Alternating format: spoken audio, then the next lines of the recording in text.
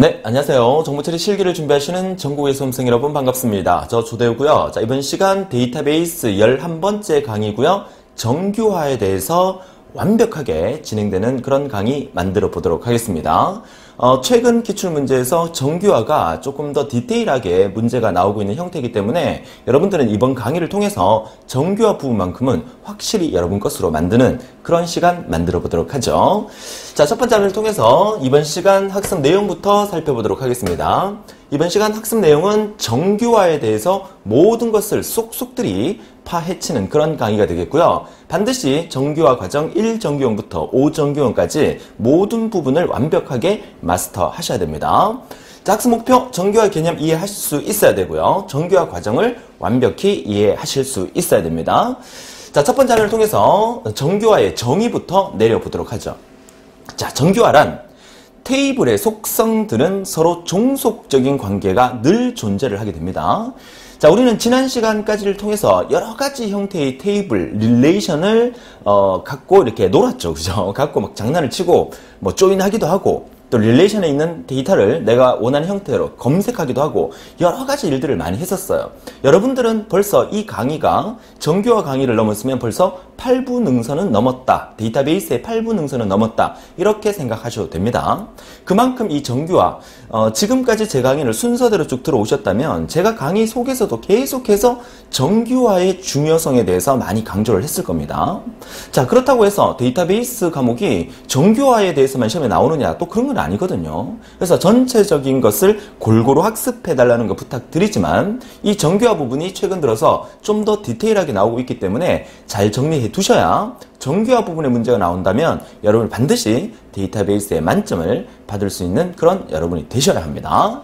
자, 그래서 정규화는 이러한 종속관계의 특성을 활용하여 최적의 테이블로 분해한다. 쪼개는 과정이 바로 정규화다. 자, 지난 시간까지 우리는 조인이라는 그 내용을 우리가 배웠는데요. 자, 조인이라는 걸 통해 갖고 우리는 여러 개의 테이블을 하나로 합치는 과정을 만들었다면 이번 정규화는 합쳐져 있는 그 큰 테이블을 들여다보니까 그 안에 여러 가지 문제점이 있더란 거죠. 그러니까 그대로 사용할 수 없으니까 그 테이블을 쪼개면서 내가 원하는 형태, 효율적인 형태로 만들어주는 과정, 그 과정을 우리가 정규화라고 얘기를 한다는 거죠. 자, 다시 한번 읽어볼게요. 이러한 종속관계의 특성을 활용하여 최적의 테이블로 분해한다, 쪼갠다. 이 과정을 우리가 정규화라고 합니다. 자, 그러면 정규화를 왜 하느냐? 역시 중복을 제거하고 이상현상, 우리가 지난 시간에 이상현상에 대해서 배웠다, 그죠? 이상현상, 즉 삽입 이상, 삭제, 갱신 이상, 이런 현상의 발생을 줄여서 최적의 형태의 릴레이션을 만드는 과정이 정규화다. 그죠? 자, 예를 한번 들어볼까요? 자, 이렇게 이제 기본적인 테이블이 하나 있습니다. 이 테이블은 회원관리라는 테이블이에요. 릴레이션이에요. 자, 속성은 아이디, 성명, 주소로 되어 있고요. 아이디 밑에 밑줄이 끄어져 있는 거 보니까 아이디가 기본 키가 되겠네요. 자, 이 테이블 안에 현재 여러분들이 눈으로 봐서는 어떤 문제점이 있는지는 잘 모르겠어요. 아무튼 어떤 문제점이 있다고 가정을 할게요. 자, 가정을 했을 때는 이 테이블 그대로 두면 안 되니까 이 테이블 쪼개자. 그래서 쪼갠다 해서 여러분들이 얘를 그대로 이렇게 쪼개버리면, 그죠? 이렇게 쪼개서 이거 하나 따로 만들고 이거 하나 따로 만들어버리면 주소가 동떨어져 버리죠. 얘는 누구 주소인데? 알 수가 없잖아요. 그러니까 쪼갤 때는 항상 얘가 뭔지를 누구 건지를 알 수 있게끔 쪼개야 된다는 얘기죠. 그러면 이렇게 하나 쪼개고 아이디와 성명 붙여주면 되죠. 그리고 주소를 하나 쪼갤 때 이 아이디라는 기본 키를 갖고 와서 이렇게 묶어서 쪼갠다는 거예요. 그래서 이렇게 쪼개보니까 아이디, 성명이라는 테이블 하나 만들어지고요. 그 다음에 성명, 주소라는 테이블로 이렇게 만들어졌네요. 그죠? 자, 그러면 제가 말씀드렸던 아이디와 성명 테이블로 쪼개고 그 다음에 아이디와 주소로 쪼개도 상관없고 또는 아이디 성명으로 쪼개고 또는 성명 주소로 쪼개더라도 이 테이블 각각이 뭘 하는 테이블인지를 손쉽게 파악할 수 있게끔 쪼갠다. 그래서 손실이 전혀 없게끔 쪼갠다 해서 무손실 분해를 한다. 이렇게 얘기를 하는 거죠. 자, 개념 이해할 수 있겠죠? 자, 이게 바로 정규화에 대한 개념이다라고 볼 수가 있는 겁니다. 자, 그러면 이 정규화라는 것은 우리가 지난 시간 마지막 부분에 정규화에 대한 과정에 대해서 제가 설명을 드렸었죠? 그 정규화의 과정은 제1정규형부터 제5정규형까지 이루어지는데, 자, 이 부분에 대해서 조금 더 복습을 좀 하고, 복습이라는 개념보다는 원래 이번 시간에 해야 될 내용인데 지난 시간에 예습을 통해서 이 그림을 한번 보셨을 겁니다. 워낙 중요하기 때문에 다시 한번 지난 시간을 통해서 마지막에 보여드렸던 거죠. 자, 첫 번째, 비정규 릴레이션. 그러니까 정규화가 되지 않는 그 테이블 안에 문제점이 엄청나게 많은 그 비정규 릴레이션을 만들었어요. 그거 왜 만듭니까? 왜 정규화가 되지 않은 비정규 릴레이션을 만들게 됩니까? 그쵸? 우리가 맨 처음으로 돌아가죠. 데이터베이스를 설계할 때 고객의 사용 그 의도를 파악해서 고객의 요구사항을 우리가 듣고 막 만드는 거잖아요. 그러면 고객의 요구사항은 이것도 필요하고요, 이것도 필요하고요, 이것도 필요하다는 얘기를 듣고 그걸 그대로 설계를 하기 때문에 그 설계 단계에서는 반드시 문제점이 생길 수밖에 없어요. 그러면 데이터베이스 관리자, 여러분 같은 데이터베이스 프로그래머들이 그 고객의 요구사항을 받아들여가지고 전부 다 설계를 한 다음에 직접 컴퓨터에 입력하고 또 사용을 하다 보면 발생하는 문제점이 생긴다는 거죠. 그래서 고객의 요구사항에 따라서 릴레이션을 만드니까 그 릴레이션은 아직까지도 효율적으로 사용할 수 있는 정규화 단계를 거치지 않았기 때문에 우리는 비정규 릴레이션이다 이렇게 얘기를 합니다. 이따가 비정규 릴레이션의 한 예를 테이블로 제가 보여드릴 겁니다. 자, 이 비정규 릴레이션에는 중복되는 속성들이 많이 들어있을 수가 있어요. 그럴 경우에 그 중복된 값을 제거해서 도메인이 바로 모든 도메인이 원자값 형태로 중복이 없이 하나하나 따로 들어갈 수 있는 그런 상태로 만들어버리면 우리는 제1정규화가 되었다 이렇게 얘기를 하는 거거든요. 제1정규형 상태. 그래서 제1정규형 상태가 되면 1정규형으로서 완료가 되면 그 안에 이제 모든 문제점이 해결됐느냐? 또 그렇진 않아요. 1정규형 상태에 있으면서 그 안에 들여다보니까 또 다른 어떤 문제점이 발생하더라는 거죠. 우리가 지난 시간에 뭘 배웠습니까? 함수적 종속 관계에 대해서 공부를 했었죠. 대표적인 함수적 종속 관계가 부분 함수적 종속과 그리고 완전 함수적 종속이 있는데 보통은 우리가 완전 함수 종속 상태를 안정된 상태라 이렇게 얘기를 하고요. 부분 함수 종속 상태가 있으면 뭔가 좀 불안한 상태다 이렇게 얘기를 하거든요. 그러니까 제1정규화에 있는 테이블을 분석해 보니까 그 안에 부분함수 종속 상태가 있더란 얘기죠. 불안하죠. 그러니까 그 부분함수 종속 상태를 제거해서 모든 그 속성 관계가 완전함수 종속 상태를 만들어주게 되면 1정규형에서 우리가 2정규형까지 왔다 이렇게 얘기를 하게 되는 겁니다. 이해하셨죠? 그래서 2정규형 상태로 오게 되면 그러면 2정규형 상태에서는 또 문제가 없느냐? 있습니다. 2정규형 상태까지 온 릴레이션, 테이블을 들여다보니까 그 안에 또 예기치 않는 어떤 종속관계가 있더라는 거죠. 어떤 종속관계? 지난 시간에 우리가 배웠던 이행함수적 종속관계가 있더라는 거죠. 이행함수적 종속상태가 뭡니까? 이따 또 설명을 드리겠지만 A라는 속성이 B를 조회를 할 수 있고 B라는 속성이 C를 조회할 수 있을 때 A라는 속성이 C를 조회하는 결과가 만들어지더라. 이걸 우리가 이행함수적 종속상태다 이렇게 얘기를 했었죠. 그런 상태가 있으면 제거를 해서 테이블을 분리시키게 되면 제3정규형에 만들어지게 되는 이런 형태가 되는 거죠. 자, 정리가 좀 되십니까? 자, 이따가 구체적으로 설명을 드리도록 하겠습니다. 실제 테이블을 쪼개는 과정까지 보여드릴게요. 자, 3정규형까지 왔어요. 그리고 4정규형으로 바로 넘어가는 경우도 있고 중간에 3.5정규형이라 그래서 BCNF, 보이스 코드 정규형이라는 게 있습니다. 이 보이스 코드 정규형은 3정규형에 있으면서 모든 결정자가 후보키인 상태가 되어 있으면 이걸 우리가 보이스 코드 정규형이다 이렇게 얘기를 합니다. 자, 구체적인 얘기는 이따 테이블을 보면서 설명을 드리도록 하죠. 자, 4정규형이 되려면 그죠? 우리가 다중종속, 다치종속에 대해서도 우리가 지난 시간에 간단하게 언급을 해드렸는데요. 그 다치종속, 다중종속을 제거하면 제4정규형에 오게 된다라고 얘기를 합니다. 자, 이어서 조인종속, 역시 지난 시간에 간단하게 언급을 해드렸는데요. 조인종속을 제거하게 되면 제5정규형에 와 있다라고 얘기를 합니다. 자, 그래서 자, 이 그래프에서 실제 시험 문제에서 이렇게 나올 수도 있습니다. 자, 이렇게 여기에 괄호를 비워놓고 이게 뭐냐? 이렇게 나올 수도 있고요. 실제로 이렇게 갈로를 비워놓고 이렇게 나온 적도 시험에 있습니다. 여러분들은 이 표를 이용을 해서 이 순서도를 이용해서 반드시 이 순서도는 외우셔야 됩니다. 머릿속에 딱 들어있어야 돼요. 아시겠죠? 그리고 이거 외울 때 주의사항은 부분함수 종속을 제거하면 무조건 제2정규화가 되느냐? 맞습니다. 부분함수 종속을 제거하고 완전함수 종속 상태를 만들면 2정규화가 되는데 조건이 있습니다. 부분함수 종속을 제거해서 2정규화로 만드는 과정에서 이렇게는 절대로 안 됩니다. 이렇게. 이거는 불가능합니다. 무슨 말인지 아시겠죠? 반드시 제1정규화에 있는 상태의 릴레이션을 부분함수 종속을 제거해야만 제2정규화 상태가 되는 거고요. 2정규화 상태에 있는 테이블, 릴레이션을 이행함수 종속을 제거해야 제3정규형에 있다. 3정규형으로 만든다. 이렇게 얘기할 수 있는 겁니다. 그래서 앞 단계를 무시하고 바로 비정규 릴레이션을 5정규화 시킨다. 이거는 말이 안 됩니다. 그거 반드시 기억해 두세요. 그래서 이 순서대로 반드시 제5정규화까지 만들게 되면 안정된 테이블로서 데이터베이스에 발생되는 어떤 여러가지 이상현상이나 문제점을 해소할 수 있다는 얘기고요. 이 전체 중에서 이 보이스 코드 정규형부터라고 할게요. 이부터 이 4정규형, 5정규형까지를 우리가 고급 정규형이다. 이렇게 얘기를 합니다. 그래서 이 고급 정규형이라는 것은 사실상 실무에서 많이 사용이 안 됩니다.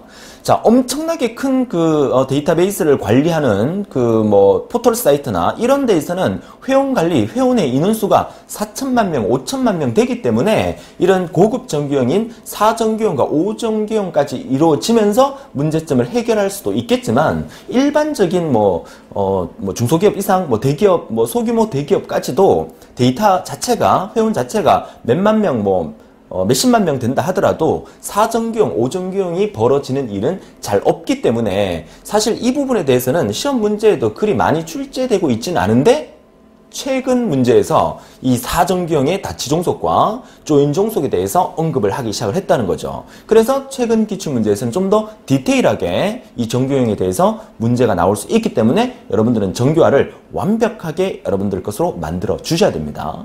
이해되셨죠? 자, 그래서 고급 정규형 과정이라 하고 3정규형까지가 보통 일반적인 정규형 과정이니까 여러분들은 기본적으로 5정규형까지 연습장 딱 펴놓고요. 테이블 하나 딱 그려가면서 직접 여러분들이 5정규형까지 정규화를 해내는 그런 실습, 그런 훈련이 반드시 필요하다는 거 말씀을 드립니다. 자, 정규화 들어가기 전에 제가 서론이 좀 길었다, 그죠? 자, 기본적인 이 개념은 사실 여러분 필기 공부하실 때 한번 다뤘던 내용이기도 하고요. 또 재응시 하시는 분들 같은 경우에는 이 부분 정도는 반드시 머릿속에 외우고 있을 거라고 봅니다. 자, 첫 응시 하시는 분이고, 자, 처음 공부하시는 분들이 또 많으시기 때문에 이 부분을 제가 구체적으로 설명을 드렸어요. 자, 그럼 이제 본격적으로 제1정규형부터 알아볼 텐데, 또 높아심에서 1정규형 알아보기 전에 함수적 종속관계에 대한 복습을 한번 하고 넘어가도록 하죠. 자, 보시는 바와 같이 지난 시간에 공부했던 내용입니다. 함수적 종속관계의 대표적인 것은 완전함수 종속과 그리고 부분함수 종속이라는 두 가지가 이제 가장 대표적이죠. 왜냐하면 2정규형하고 3정규형에서 쓰이는 부분이기 때문에. 자, 학생이라는 릴레이션이 있습니다. 자, 이 학생이라는 릴레이션에 보이지 않는 문제점이 있습니다. 자, 어떤 문제점이 있냐면 이 학생 테이블을 분해를 해보니까 학번 과목 코드 2개가 기본키로 설정되어 있고 학년 성적이 나와 있죠. 그래서 얘를 이렇게 분석해보니까 학번과 과목 코드를 이용해서 성적을 조회할 수 있어요.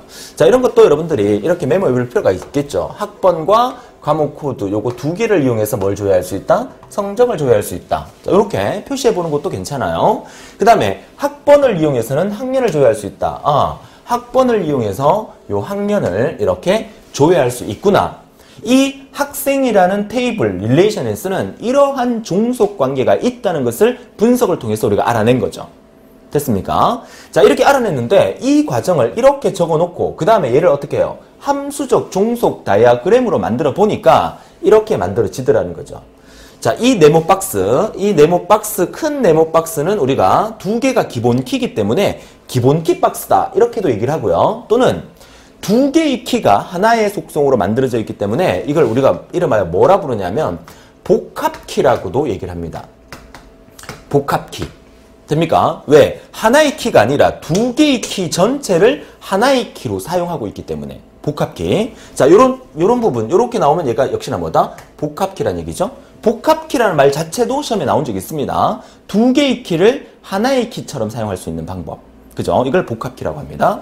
자, 그래서 이 함수적 종속 다이어그램을 쳐다보니까 이 결과물을 함수적 종속 다이어그램으로 만들어 보니까 가만히 쳐다보니까 학번과 과목 코드 두 개를 이용해야만, 복합키를 이용해야만 성적을 조회할 수 있는 거예요. 그렇죠? 이러한 종속 관계를 우리가 완전 함수적 종속 관계라고 말씀드렸고요. 그리고 두 개의 복합키 중에서 어느 한 키 학번을 이용해서만, 말이 더듬어진다, 그죠? 학번을 이용해서만 학년을 조회할 수 있는 그런 형태를 우리가 부분함수 종속이다, 이렇게 얘기를 하는 거죠.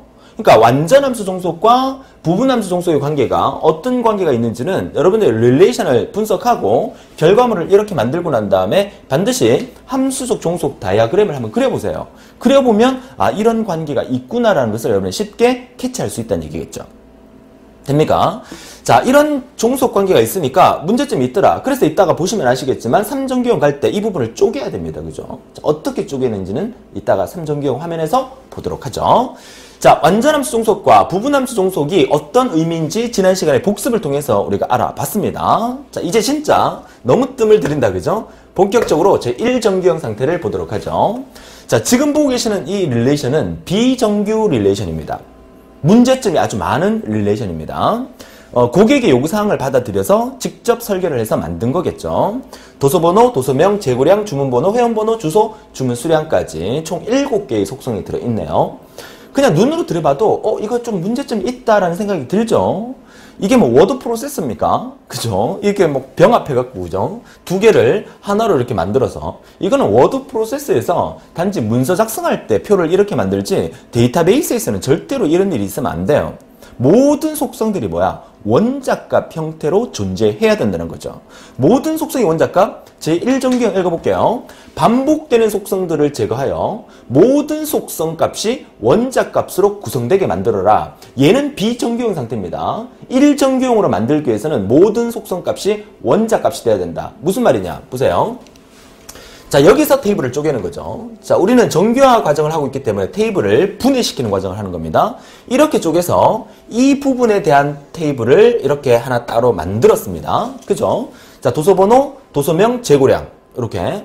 자, 도서 내용은 정보처리, 사무자동화, 컴일반이라는 3개의 도서가 있기 때문에 이렇게 쪼갠 거예요. 그쵸? 자, 그리고 난 다음에 이 뒷부분의 테이블을 이렇게 만들 때는 각각에 해당되는 게 어디에 해당되는 건지를 알아야 되니까 이쪽에 기본키에 해당되는 도서번호를 앞에 붙여줘야 됩니다. 그래야 나중에 이 테이블의 도서번호와 이 테이블의 도서번호가 서로 외래키로서 관계가 성립돼서 서로 연관되어 있다는 것을 우리가 알 수가 있기 때문에, 그죠? 자, 이렇게 붙였습니다. 그리고 나머지 이제 주문번호부터 주문수량까지를 모두 이렇게 만든 거예요. 이렇게 테이블을 쪼개고 난 다음에 이 주문번호는 또다시 기본키로 사용을 하면서 이 도서번호와 주문번호 두 개를 뭘로 쓰겠다? 복합키로 쓰겠다라고 이렇게 분리시키면서 만들어 둔 거예요. 그쵸? 자, 그러면 분리를 시키고 나니까 그 결과가 어떻게 되느냐면 중복 속성이 제거가 되고요. 얘가 사실 중복이었거든요. 이거 하나가 두 개의 영향을 미치니까 중복이었어요. 중복 속성이 제거가 됐어요. 중복 없습니다. 그리고 모든 속성 값이 뭐다? 원자값 형태로 돼 있다. 원자값 뭐야? 얘 같은 경우에는 원래 이 주문번호 속성 안에 여기 도서번호 하나에 해당되는 게 2개씩 이렇게 존재를 했다는 거죠. 2개씩 존재를 했다는 것은 뭐야? 반복이 일어나고 있었다는 얘기입니다. 반복 속성을 제거해서 모든 속성이 뭐야? 하나의 원자값 형태로. 그러니까 이 부분에 도서번호를 똑같은 거를 2개를 각각 적어줘서 주문번호에 해당되는 부분을 모두 원자값 형태로 만들었다는 거죠. 여기 표를 이렇게 병합시켜갖고 1301을 하나만 이렇게 적어주면 안 된다는 거예요.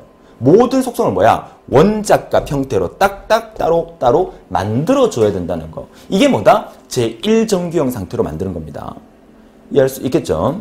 여러분들이 이 테이블을 연습장에다 하나 그리세요. 아시겠죠? 그리고 난 다음에 나는 지금 제1정규형 할 거야. 1정규형 하려고 그러면 모든 속성값이 원자값 형태로 돼 있어야 되니까 절대 중복이 있으면 안 돼. 그래서 이 테이블 떼내서 이렇게 만드는 연습. 그리고 이 테이블 떼내서 이렇게 만들 때 반드시 연결되는 도서 번호가 있어야 되기 때문에 도서 번호를 적을 때 1301, 1301 두 번을 각각 원자값 형태로 따로따로 적어주는 연습을 반드시 해야 됩니다. 눈으로 해서는 절대로 안 된다고 제가 늘 말씀을 드립니다. 그쵸? 수학이라면 수학 쪽하고 좀 가깝잖아요. 수학 문제는 절대 눈으로 풀어서는 안 됩니다. 반드시 손으로 푸는 게 수학 문제라는 거 다시 한번 말씀을 드립니다. 그래서 반복을 제거하고 모든 속성을 원자값 형태로 만드는 과정이 뭐다? 제1정규형 상태로 만드는 과정이다. 이해할 수 있겠죠? 그래서 비정규 릴레이션을 1정규형을 통해서 조금 안정된 상태의 테이블 두 개로 분해하는 과정, 이게 제1정규형이었습니다. 자, 그러면 1정규형을 만들었어요. 자, 1정규형으로 된 두 개의 테이블 중에서 이 주문 내역이라는 이 테이블을 들여다보니까 이 안에 또 다른 문제점이 발생하고 있더라는 겁니다. 어떤 문제점이 있을까? 이 문제점이 있으니까 이 문제점을 제거해서 안정된 상태로 만들어주는 형태, 얘가 1정규형이죠. 1정규형에 있는 상태를 안정된 상태로 만들면 2정규형으로 분해가 되는 겁니다. 자, 그러면 2정규형 과정 보도록 하죠. 자, 제2정규형입니다. 자, 방금 앞에서 1정규형을 통해서 주문 내역 테이블이 만들어진 테이블 그대로입니다. 자, 이 테이블을 들여다보니까 분석을 해보니까 이런 속성 관계가 존재하더라는 거죠. 어떻게? 도서번호와 주문번호를 이용해서 회원번호, 주소, 주문 수량을 조회할 수 있었고요. 그 다음에 주문번호 요거를 이용해서 주문번호를 이용해서 회원번호와 주소를 역시 조회할 수가 있었습니다. 또 회원번호를 이용해서 주소도 조회할 수 있었어요. 자, 이러한 종속관계를 들여다보고 이 종속관계 속에서 우리는 어떤 일이 벌어지고 있는지를 좀 더 디테일하게 구체적으로 알게 하기 위해서 얘를 함수적 종속 다이아그램으로 그려보니까 이런 결과가 만들어지더라는 거죠. 모두 다 표현한 건 아니지만 두 가지만 제가 표현을 했어요. 어떻게? 도서번호와 주문번호 두 개의 속성을 이용해서 주문 수량을 조회할 수 있더라. 도서번호와 주문번호 이 두 개를 이용해서 뭐를 조회할 수 있더라? 주문 수량을 조회할 수 있더라. 이 과정을 하나 그린 거고요. 됐습니까? 그 다음에 도서번호와 주문번호 중에서 주문번호 요거 하나만을 이용해서 회원번호와 주소를 조회할 수 있더라. 주문번호 요거 하나만을 이용해서 회원번호와 주소를 조회할 수 있더라. 자, 요 두 가지만 딱 그려보니까 아하, 우리가 지난 시간에 배웠던 또 앞 페이지에서 배웠던 복습했던 함수적 종속관계가 성립되더라는 거죠. 어떤 종속관계? 두 개의 복합키 박스에서 자, 이렇게 기본키 두 개를 이용해서 조회할 수 있는 이 두 개 묶은 것을 우리가 뭐라 부른다 그랬어요? 복합키라고 부른다 했어요. 복합키. 자, 이 두 개의 복합키를 이용해서 주문 수량을 조회할 수 있으니까 이걸 무슨 종속이다? 완전 함수 종속이다. 반드시 이 큰 박스, 기본키 박스, 큰 박스에서 화살표가 이렇게 나온 거죠. 이렇게. 자, 이 부분이 뭐다? 완전 함수 종속이더라. 그 다음에 두 개의 박스 중에서 어느 한 박스, 주문 번호에 의해서만 얘를 조회할 수 있고 얘를 조회할 수 있더라. 부분적이더라. 그래서 이 부분을 우리가 부분함수 종속관계다 이렇게 얘기를 합니다. 그래서 앞서 우리가 플로차트에서도 보여드렸지만 2정규형, 1정규형 상태에서 2정규형으로 넘어가는 단계에서는 뭘 제거하는 거야? 이 부분함수 종속 상태가 있으면 안 돼요. 이 부분함수 종속을 제거해서 모든 속성이 완전함수 종속 상태로 만들어주는 과정이 바로 제2정규형, ENF가 되는 거예요. 그죠? 자, 이해할 수 있겠습니까? 이렇게 나오는 거는 실제 시험에서 이렇게 1NF 또는 2NF, 요거 2NF다, 그죠? 네. 자, 1NF, 2NF 이렇게 시험 문제 나옵니다. 그래서 여러분들이 이것도 모르면, 그죠? 모르면 답에서 찾을 수가 없으니까 이거 반드시 알아두세요. first NF 또는 second NF, 그 다음에 third NF, fourth NF, fifth NF 이렇게 나옵니다. 그래서 1NF, 2NF, 3NF 이렇게 나오니까 알아두세요. 그래서 제2정규형을 다른 말로 2NF라고 합니다.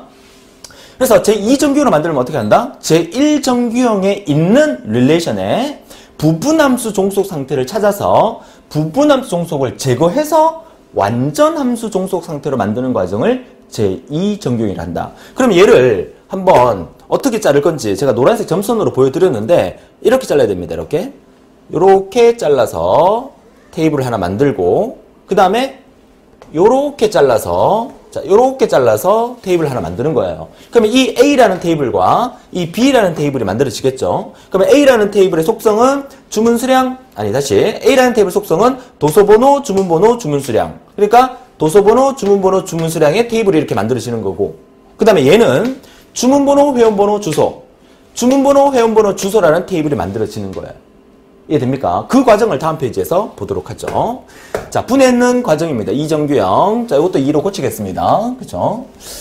자, 이정규형입니다. 자, 이정규형은, 자, 이렇게 만들어진 것을 부분함수 종속 상태, 지금 방금 앞에서 보여드렸던 이 부분함수 종속 상태, 이 부분을 제거를 해서 이렇게 만든 거예요. 주문번호, 회원번호, 주소, 주문번호, 회원번호, 주소, 이렇게 만들어 떼냈죠? 부분함수 종속 상태를 떼냄으로써 이 안에는 뭐다? 부분함수 종속 상태가 없어지는 거야. 그죠? 얘는, 그죠? 얘는 이거 자체가 도서번호, 주문번호를 위해서 주문 수량을 조회했으니까, 도서번호, 주문번호를 통해서 주문 수량을 조회했으니까, 이거 자체가 완전 함수 종속인 거잖아요. 그러면 둘 다 뭐야? 이 테이블이나 둘 다 부분함수 종속 상태는 없는 거예요. 완전 함수 종속 상태로 만들어진 거예요. 그죠? 자, 그러니까 제2정규형은 뭐다? 제1정규형을 만족하면서 완전 함수 종속 상태를 만드는 과정, 이 과정을 우리가 제2정규형이라 한다. 상당히 중요합니다. 2정규형. 자, 여러분들 충분히 할 수 있겠죠? 자, 이 1정규형 상태인 이 릴레이션을 갖다 놓고, 그죠? 어떻게 분해할 거냐? 도서번호, 주문번호, 주문수량이니까, 요렇게 쪼개고, 그죠? 이 주문수량을 요렇게 묶어서 하나의 테이블로 만들어준 거고요. 그 다음에 얘는 주문번호, 회원번호, 주소니까 요렇게 묶어서 하나의 테이블을 만들어준 겁니다.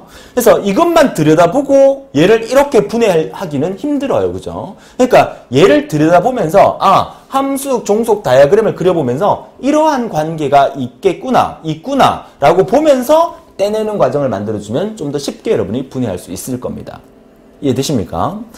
근데 질문을 하면 선생님, 아무리 들여다봐도 제가 여기서 함수 종속 관계가 어떻게 이루어져 있는지는 모르겠어요. 이걸 어떻게 분해할지 모르겠어요. 걱정하지 마세요. 여러분들은 실무에서 직접 실무를 하는 과정에 대해서 시험 문제 나오는 게 아니에요. 이런 종속 관계에 대해서는 문제의 지문에 제시가 되게 돼 있습니다. 그 문제의 제시가 되면, 그죠? 물론 제시가 안 되면 괄호를 비워서 문제가 나오는 부분이기 때문에 그 괄호는 문제의 지문을 읽어보면 지문 속에서 이러한 관계가 있더라는 설명이 나오니까 그 설명을 보면서 괄호를 메꿔 나갈 수 있다는 거예요.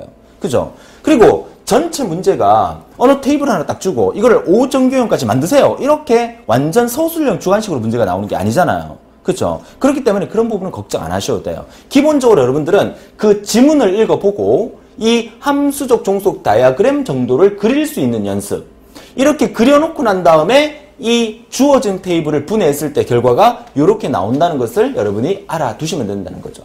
과거의 정부 처리가 2005년도에 처음 시작되고 난 다음에 한 2010년, 2012년까지 같은 경우에는요, 이 정규화에 대해서 구체적으로 그렇게 시험 문제 나온 적이 잘 없었어요. 그래서 대부분 강의에서는 이 정규화 할 때, 이 정규형은요, 부분함수 종수 제거하고 완전함수 종수로 만드는 게 이정규형이에요. 그렇게만 알고 넘어가세요. 하고 넘어갔던 강의들이 되게 많았었어요. 근데 최근 들어서 디테일하게 나와버리니까 학생들이 좀 당황할 수 있는 그런 부분들이 있다는 거겠죠. 그러니까 모든 부분에서 좀 더 자세하게 여러분들이 공부해 볼 필요가 있다는 겁니다.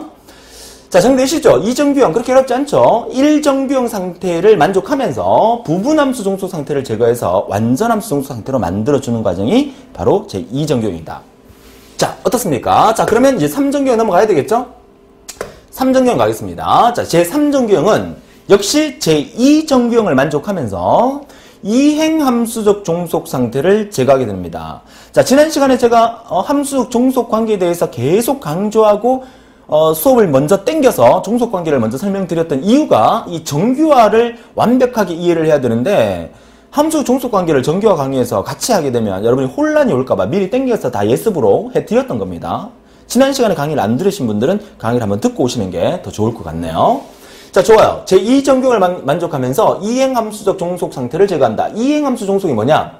이행함수 종속 뭡니까? A가 자 주문번호라는 속성을 가지고 회원번호를 조회할 수가 있습니다. 결정할 수가 있습니다. 회원번호를 이용해서 주소를 결정할 수 있습니다. 자, 얘를 우리가 배울 때 A, 얘를 B, 얘를 C라고 했을 때 A가 B를 결정하고 B가 C를 결정한다면 A가 C를 결정하는 형태가 만족되더라. 이걸 우리가 뭐라 부른다? 이행함수적 종속 상태다. 이렇게 우리가 배웠었죠.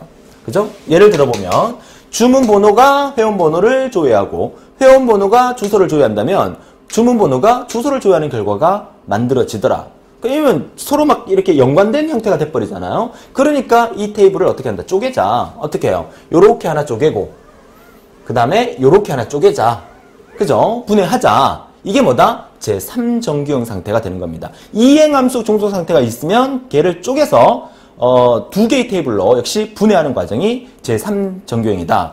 이행함수 종속 상태를 제거해서 요렇게 두 개 분해하고 또 요렇게 두 개를 분해해서 주문번호, 회원번호, 그리고 회원번호, 주소 해서 주문이라는 테이블을 주문 테이블과 고객이라는 테이블로 분해하는 과정이 돼버리겠죠. 이해할 수 있겠습니까? 자, 지금 우리가 정규화를 계속하고 있는데 그 정규화를 지금 왜 하고 있습니까? 도대체 우리는 전문가가 아니기 때문에 왜 분해를 하는지 이해를 못하겠어요. 그죠? 그러면 일단 한번 보세요. 자, 이걸 왜 분해했는가?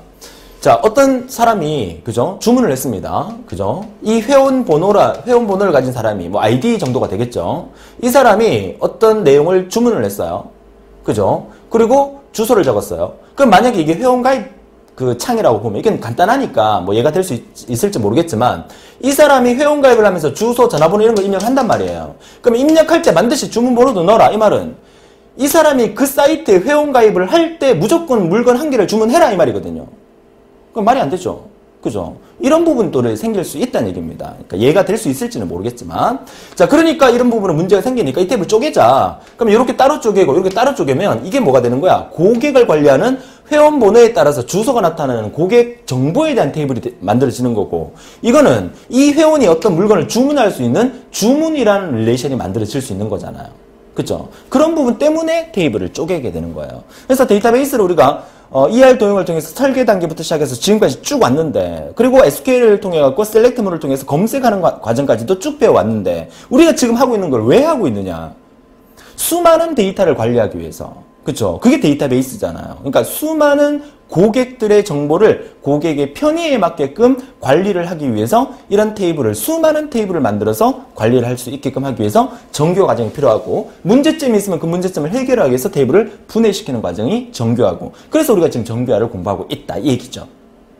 정리가 되십니다.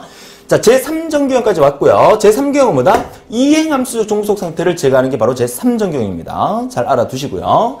자, 이어서 3정규형 가기 전에 중간에 3.5정규형이라고도 부르는 보이스 코드 정규형이라고 있어요. BCNF, 보이스 코드 정규형. 자, 보이스 코드 정규형은 모든 결정자가 후보키인 정규형이다. 그러니까 얘는 그 어느 정규형에다가 넣기가 1, 2, 3, 4, 5 사이에 어디 넣기가 좀 힘들어서 따로 이름을 붙인 겁니다. 뭐 3.5라고도 하는데 이쯤에 넣는 게 좋겠다라고 이제 데이터베이스 연구가들이 그렇게 만들었겠죠. 모든 결정자가 후보키인 정규형이다. 자, 모든 결정자가 후보키다? 자, 무슨 말이냐면, 자, 이 수강 강사라는 테이블을 가만히 들여다보면, 자, 어떤 문제점이 있어요. 여러분도 한번 파악해 보실래요? 어떤 문제점이 있을까요? 자, 어떤 회원이, 그죠? 자, 여러분이 기사 친구라고 예를 들게요. 기사 친구에서 여러분들이 수강을 하고 계십니다. 자, 회원 번호인 이 사람이 어떤 과목을 수강 신청을 할 수가 있겠죠. 나는 정부처리를 듣겠다. 나는 사무자동을 듣겠다. 그죠? 자, 그러면 이 과목명이 결정되는데, 만약에 여러분들이 나는 정부처리 듣겠다고 수강 신청을 했어요. 했다고 가정을 합시다. 했어요. 근데 이 조대호라는 사람이 나 이번 달에 수업 안 할래. 이러면요. 그럼 이 회원들 어떡합니까? 정부처리 수강하려고 하는 회원들 어떡합니까? 다시 다 환불 처리해줘야 됩니까? 이런 문제점이 발생한다는 얘기야. 그러니까 테이블은 이렇게 만들었다는 거죠. 회원번호, 과목명, 담당 강사 이렇게 만들었다는 거죠. 근데 이대로 만들어 놓게 되면 문제점이 생긴다는 거야. 왜? 이게 우선순위가 어디가 돼야 되냐면, 담당 강사가 나는 이번 달에 정보 처리를 수업하겠다라고 결정을 해야만 이 회원이 이 과목을 선택할 수 있는 거예요. 여러분들이 학교 다닐 때 수강 신청을 할 때요. 그죠? 어떤 그 교수님이 어떤 과목을 이번 학기에 수업을 하겠다라고 결정을 해놨기 때문에 여러분들은 수강 신청 사이트에 들어가서 그 과목을 수강하는 거 아닙니까? 그죠? 수강할 때 그 전쟁이죠. 1초가 중요한 전쟁이죠. 자, 그렇게 들어가서 수강 신청을 하는데 뭐 학점 잘 주고 또 수업이 재밌고 이런 교수님들은 인기가 많아서 금방금방 다 끝나버리지만 아무튼 그래서 담당 강사가 어떤 과목을 수업하겠다고 결정이 먼저 이루어진 상태에서 회원들이 그 과목을 선택할 수 있게 만들어줘야 되기 때문에 이 테이블 상태는 문제점이 있더라는 겁니다. 이걸 우리가 이 문제점을 해결한다는 거죠. 결국 회원번호 과목명 기본 키로 사용되면서 후보키가 될 수 있어요. 어느 한 개가 후보키가 될 수 있죠. 근데 담당 강사는 후보키가 아니에요. 그죠? 그러니까 모든 결정자가 후보키인 정규형으로 만들어야 된다. 얘도 담당 강사도 후보키가 돼야 돼요. 뭔가를 결정할 수 있는 결정자가 돼야 된다는 거죠. 그죠? 자, 그러니까 제3정규 릴레이션에 있는 얘를 분석해보니까 그런 문제점이 있더라는 거죠. 요거 읽어볼게요. 담당 강사가 그 과목을 수업하겠다고 결정해야 회원이 과목을 선택할 수 있어야 되고요. 즉 담당 강사 속성은 후보키가 되어야 합니다. 얘는 지금 밑줄도 안 꺼있고 후보키라고 결정이 안 돼 있는 상태거든요. 그래서 얘도 후보키로 결정이 돼야 된다는 거죠. 그래서 이 테이블을 쪼개버리는 거죠. 어떻게 쪼갭니까?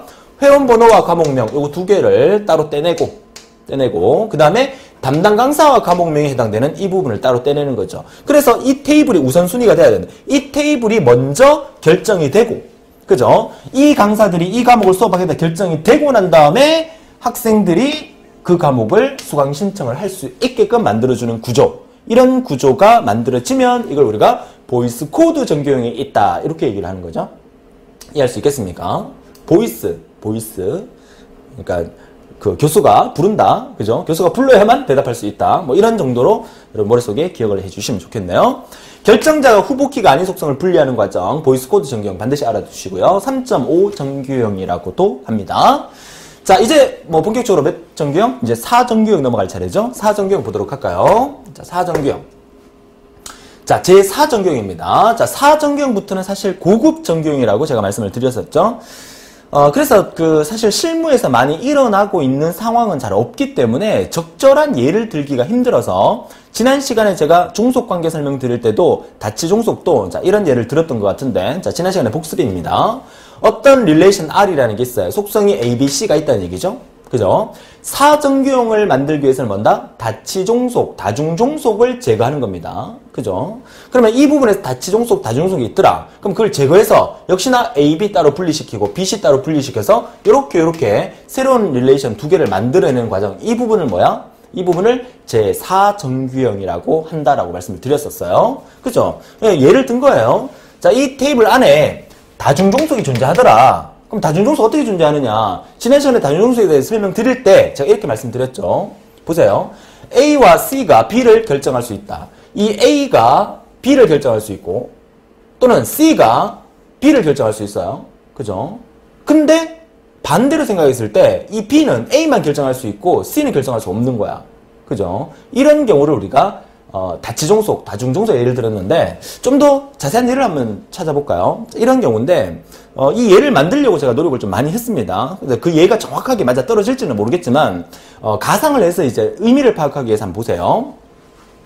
자, 교재명. 이 교재명이라는 것은 수업할 교재가 되는 거잖아요. 그래서 교재 이름이 필승정보처리, 합격 사무자동화, 알찬 교육학 해서 세 과목에 대한 교재가 쭉 나열되어 있다. 그죠? 그러면 필승정보처리라는 교재를 가지고는 무슨 과목을 수업할 수 있어요? 정보처리 수업할 수 있는 거잖아요. 그죠? 합격 사무자동화로 당연히 사무자동화를 수업할 수 있는 거잖아요. 합격 사무자동화라는 교재로 정보처리를 수업할 수 있습니까? 없잖아요. 그쵸? 그러니까 얘가 얘를 결정할 수 있다는 얘기죠. 얘가 얘를 결정할 수 있다는 얘기입니다. 그 다음에 담당 강사가 과목을 결정할 수 있어요. 조대원은 정보처리를 수업해요. 이혜림은 사무자동화를 수업해요. 그러니까 얘가 얘를 역시 결정할 수 있다는 얘기입니다. 자, 반대로 생각하면 자, 이 과목명이 교재명을 결정할 수 있느냐 보세요. 정보처리라는 과목은 수업을 하려면 뭘로 수업해야 돼? 정보처리 교재를 수업해야 되죠. 정보처리 과목을 이용해서 사무자동화를 수업할 수 없는 거잖아요. 그러니까 정보처리 수업을 하기 위해서 사무자동화 교재를 쓸 수는 없는 거잖아요. 그쵸? 그러니까 얘도 얘를 이렇게 결정할 수 있더란 얘기죠. 그쵸? 여러 개를 결정할 수 있습니다. 근데 반대로 이 과목명을 이용해서 담당 강사를 결정하는데 정보처리는 조대호가 수업하고 사무자동화는 이혜림이 수업하는데 사무자동화가 구민수도 수업을 한다는 얘기야. 그죠? 사무자동화 강사가 2명이라는 얘기예요. 이렇게 결정은 될 수가 없는 관계가 있더라는 거죠.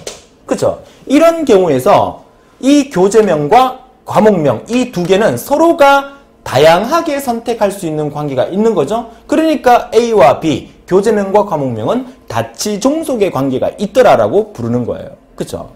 적절한 이해가 됐을지는 모르겠어요. 여러분한테 이해를 시켜드리기 위해서 제가 이렇게 가상으로 만들어 본 건데요. 결국 이런 릴레이션이 있을 때 그런 관계, A와 B의 다치 종속 관계가 있으면 그 다치 종속 관계를 분해를 시켜라. 그래서 이렇게 두 개의 새로운 릴레이션으로 분해하는 과정을 제4정규형이라 하고요. 표현할 때 이렇게 표현합니다. 요거 자체도 시험에 나올 수 있습니다. 우리는 지금까지 종속관계를 설명할 때 이 화살표를 기준으로 왼쪽에 있는 걸 우리가 뭐라 불렀어요? 결정자라고 불렀고요. 오른쪽에 있는 것을 우리가 종속자라고 불렀어요. 그래서 얘가 얘를 결정한다. 얘가 얘를 결정한다. 결정자와 종속자의 관계가 있다. 그래서 X가 Y를 결정한다. 이렇게 우리가 표현을 하잖아요. 근데 이 화살표가 이렇게 두 개씩 있으면 지난 시간에 이건 제가 못 만들었는데 이번에 만들었어요. 그죠? 자, 이렇게 화살표 자리가 두 개 있으면 교재명과 과목명은 무슨 관계에 있다? 다중종속 관계가 있는 거구나. 이 화살표를 보면서 알 수가 있다는 겁니다. 그죠? 너무 고민하지 마세요. 너무 걱정하지 마세요. 여러분들 보고 이거 다 하라라고 주관식 서술형으로 문제가 안 나온다 그랬습니다. 괄로 메꾸기입니다. 그러니까 결론적으로 여러분들은 이 말만 잘 기억하시면 돼요. 맨 마지막에 다치종속은 뭐냐? 하나의 속성값에 여러 개의 속성값이 종속될 수 있다. 하나의 속성값에 여러 개의 속성값이 종속될 수 있는 경우가 무슨 종속이다? 다치종속이다. 이렇게 기억하시면 된다는 거죠. 이해하셨습니까? 자, 이 설명은 방금 제가 설명드렸던 내용을 적어놨으니까 공부하시는데 도움이 됐으면 좋겠고요.